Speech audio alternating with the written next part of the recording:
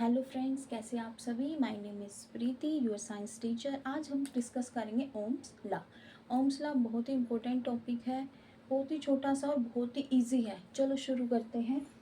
Ohm's law है, Ohm's law किसने दिया था? एक साइंटिस्ट, एक मैथमेटिशियन और एक फिजिक्स थे, उन्होंने दिया था।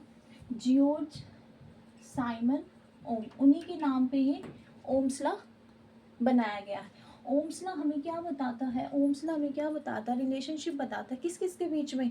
आपका जो वोल्टेज होता है, जो आपका करंट होता है, जो आपका रेजिस्टेंस होता है, इन तीनों के बीच में आपस में क्या रिलेशनशिप होता है, कौन सा कम या ज़्यादा करने से किस पे क्या इफेक्ट पड़ता है, वही सब क्या कौन बताता है? आपका Ohm's law.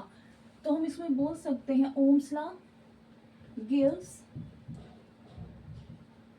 Relationship between voltage, current and resistance.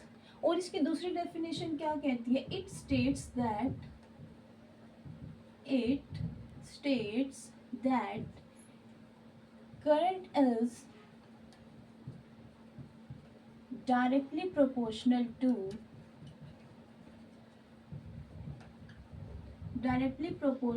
To voltage. क्या कहा इसने? जो आपका करंट होता है वो डायरेक्टली प्रोपोर्शनल होता है वोल्टेज के। बिल्कुल सिंपल डेफिनेशन इसकी ये होती है। या फिर मैं इसको ऐसे भी लिख सकती हूँ कि जो वोल्टेज है वो डायरेक्टली प्रोपोर्शन है आई के। आपको पता होगा जब भी ये प्रोपोर्शन का साइन आता है, इसको हटाने के लिए हमें क्या है? कांस्टेंट लगाना पड़ता है। जैसे कि मैं लिख दे रही हूँ यहाँ पे आर। इसको हटाने के लिए हमेशा एक कांस्टेंट आता है और इसका क्या नाम दे दिया मैंने? रेजिस्टेंस। ठीक है, तो यहाँ से हमारा क्या आ गया? ये रिलेशन आ गया। अब यहाँ से हम क्या फॉर्मूला और भी क्या बन सकते हैं? हम अगर मैं आई की टर्म में निकालूं तो ये क्या हो जाएगा? v by R. एक ये हो गया। और मैं इसको कैसे लिख सकती हूँ? आर की टर्म में लिखे तो क्या हो जाएगा? R equal to V by I हो जाएगा। बेसिकली इससे ओम्स लॉ सिर्फ है क्या? बहुत ही सिंपल है। ओम्स लॉ स्टेट दैट जो हमारा करंट होता है वो क्या होता है? डायरेक्टली प्रोपोर्शनल होता है किसके? वोल्टेज के। ठीक है। It give the relationship between the voltage, current and the resistance. और वो क्या क्या रिलेशन देखिए हमने कि जो वोल्टेज और करंट होता है वो क्या होता है? आपस में क्या होते हैं? डायरेक्टली प्रोपोर्शनल होता है। डायरेक्टली प्रोपोर्शनल का मतलब क्या होता है वो भी बता देती हूँ मैं आपको।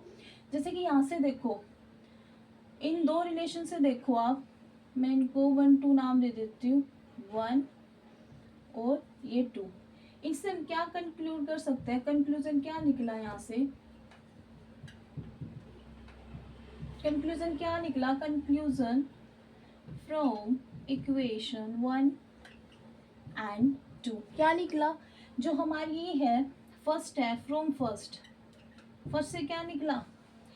अगर मेरा क्या होगा? अगर मेरी वोल्टेज ज़्यादा होगी, वोल्टेज अगर ज़्यादा होगी तो मेरा करंट भी क्या होगा? ज़्यादा होगा। डायरेक्टली प्रोपोर्शन का मतलब ही यही होता है, जो आपस में एक दूसरे के जो प्रोपोर्शन होता है, अगर ये ज़्यादा होगा तो ये भी ज़्यादा होगा, अगर ये कम हुआ तो ये भी कम होगा। ये क्या मतलब होता है? इसी के यही होता है डायरेक्टली प्रोपोर्शनल। ठीक है, ये हो गया। अगर मैं इक्वेशन 2 से बात करूँ, फ्रॉम इक्वेशन 2 इस वाली से, इसमें क्या है? जो हमारा करंट है वो क्या है? इन्वर्सली प्रोपोर्शनल है। इन्वर्सली प्रोपोर्शनल कैसे? ये अपोन में चला गया। अपोन में आपको पता है अगर मेरा आर इंक्रीज होगा तो मेरा आई क्या होगा? कम होगा। करंट मेरा क्या हो जाएगा? कम हो जाएगा। ठीक है, अगर मेरा आर ज्यादा होगा तो आई कम होगा। अगर मेरा आर क्या होगा? कम होगा तो मेरा करंट क्या होगा? ज़्यादा होगा। यहाँ से हमने ये कंक्लूड किया है कि अगर मेरी वोल्टेज ज़्यादा होगी तो करंट ज़्यादा होगा, लेकिन अगर रेजिस्टेंस ज़्यादा होगा तो करंट क्या होगा? कम होगा। बिल्कुल सिंपल सा है ओम्स लॉ, सिर्फ यही है इसमें। और जो इसकी एप्लीकेशन और पूछ जाती है, एप्लीकेशन जो जितने एप्लीकेशन में क्या आएगा इसमें, जितने भी आपके इलेक्ट्रिक डिवाइस होते हैं ना, सभी में हमारा ओम्स लॉ यूज़ होता है। जैसे कि आपका इलेक्ट्रिक हीटर हो गया, इलेक्ट्रिक केटल होगी, आपके डोमेस्टिक फैंस हो गए, आपके फ्यूज़ हो गया, आपके चार्जर हो गए, सभी में क्या ओम्स लॉ यूज़ होता है, हमें पता भी होना चाहिए जो हमारी डेली लाइफ उसमें कहाँ कहाँ ये चीज़ें यूज़ होती हैं। हर जगह क्या करंट है, वोल्टेज है, रेजिस्टेंस है, और वही क्या आपका ओम्स लॉ है ना सिंपल। आई होप आपको क्लियर होगा।